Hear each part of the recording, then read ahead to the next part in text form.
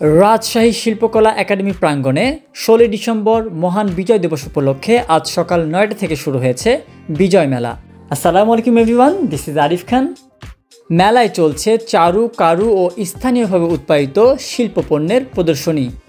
একদিনের এই প্রদর্শনী থাকবে আজকে রাত্রি 9টা পর্যন্ত, থাকছে না কোনো এন্ট্রি ফি, সকলের জন্যই উন্মুক্ত।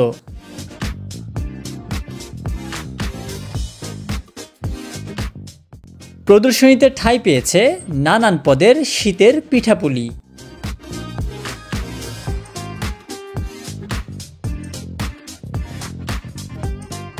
আরও ঠাঁই পেয়েছে বাহারি পোশাক সামগ্রী থেকে শুরু করে ঘর সাজানোর আসবাবপত্র।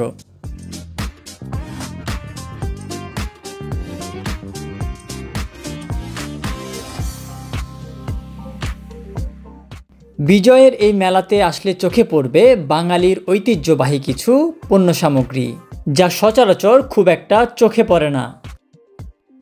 মেলায় আসলে আপনার চোখ আটকে যাবে সিল্কের শাড়িতে, যেখানে মেলে ধরা হয়েছে সবুজে ঘেরা প্রাণের রাজশাহী শহরকে।